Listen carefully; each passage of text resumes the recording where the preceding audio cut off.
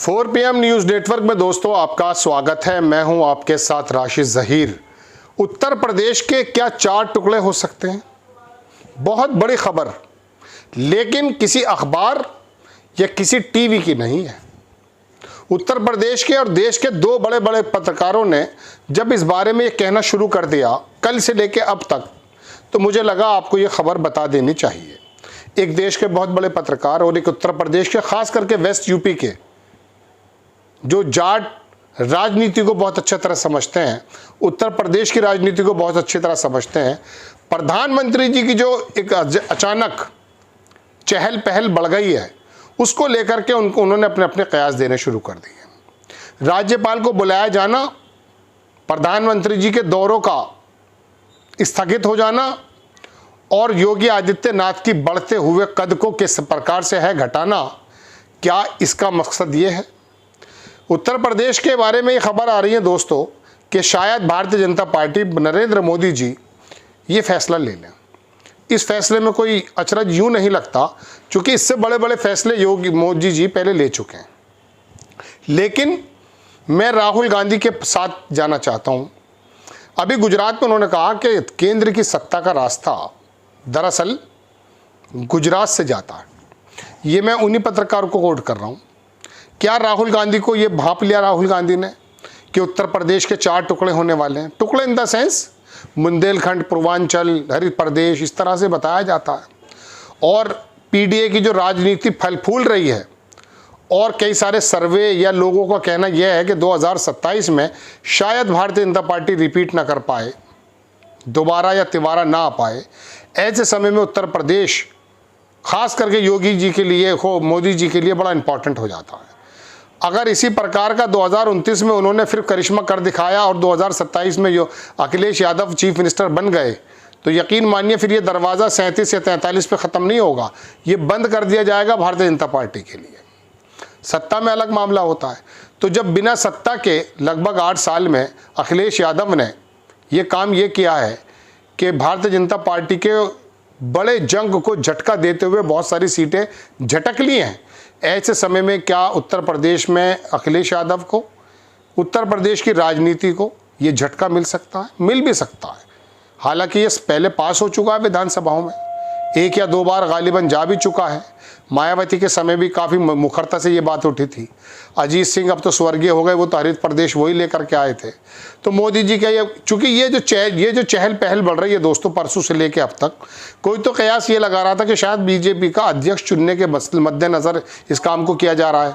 तो दोस्तों मोदी जी की इस प्रकार की जो बहुत ज़्यादा, मैं कह सकता हूँ बिजी शेड्यूल ज़्यादा बढ़ गया है, राष्ट्रपति से मिल जाना, उत्तर प्रदेश के राज्यपाल को बुला लेना, कश्मीर का दौरा रद्द कर देना, ये तमाम वजहें काफ़ी हैं इस बात को जानने के लिए कि संभव है योगी जी को कोई बड़ा झटका मिलने वाला है।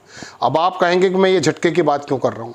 दरअसल दोस्तों इसमें तो कोई दो राय नहीं है कि जो झटका 2024 में उत्तर प्रदेश में मोदी जी को लगा है, उसमें कई लोगों का कहना मानना यह है कि योगी आदित्यनाथ ने इस प्रकार की तत्परता, इस प्रकार की जिम्मेदारी नहीं निभाई जो कि निभानी चाहिए थी।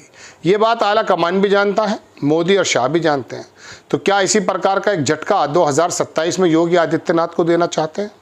लेकिन ऐसा भी नहीं है कि वो उत्तर प्रदेश को अपने हाथों से फिसलने देना चाहते हैं, ऐसा भी नहीं करेंगे। हाँ, इतना ज़रूर है कि पूरे उत्तर प्रदेश में बढ़कर के जो मोदी जी का कद पूरे देश में जा रहा है, उस कद को ये सीमित कर दिया जाएगा। पूर्वांचल के बन जाओ चीफ मिनिस्टर। दिल्ली लाने की बात भी की गई थी, आपको याद होगा, तो कह दिया था कि दिल्ली जाने की जगह मठ में चला जाऊंगा, ये भी आपको याद है। इन तमाम चीज़ों को, इन तमाम क्लूज़ को आपस में मिलाने का ही काम दरअसल पत्रकारों का होता है। मैं आपको बता रहा हूँ दोस्तों, पत्रकारों की ज़बानी मेरा अपना पर्सनल कोई वो नहीं है, ना ही मैंने भारतीय जनता पार्टी के किसी नेता, और बल्कि भारतीय जनता पार्टी के नेता के अंदर किसी में हिम्मत हो ही नहीं सकती ये बात बताने की। लेकिन राष्ट्रपति से मिलना, प्रधानमंत्री का, राज्यपाल को बुलाना, कश्मीर का दौरा रद्द कर देना और तमाम ये चीज़ें इस बात की तरफ इशारा करती हैं कि बहुत बड़ा झटका लगने वाला। जब ये 2019 में कश्मीर में 370 हटाई गई, 2 टुकड़ों में बांट दिया गया, मैं दोस्तों महाराष्ट्र में था, मेरे पास एक बंदे का फ़ोन आया, फ़ोन नहीं अलबत्ता मैंने उसकी एक ट्वीट देखा कश्मीर से जम्मू में, कि मैंने अपनी ज़िंदगी में जम्मू में इतना ज़्यादा जमावड़ा नहीं देखा है। तो तमाम हमें भी अंदाज़ा नहीं था, वाकई मैंने बात की, उस पर कमेंट्स वगैरह लिखे, तो बोले पता नहीं क्या कुछ होने वाला है। मुझे लगा पीओके का नंबर आने वाला है लेकिन पीओके तक का नंबर क्या था, बहरहाल हुआ यूँ कि वो कश्मीर को आपको मालूम है हो गया। तो मोदी जी इस तरह के फ़ैसले लेने में माहिर माने जाते हैं, और कोई अचरज की बात नहीं है कि आरएसएस भी जो गए थे वहाँ पर, वहाँ भी मशवरा हुआ हो।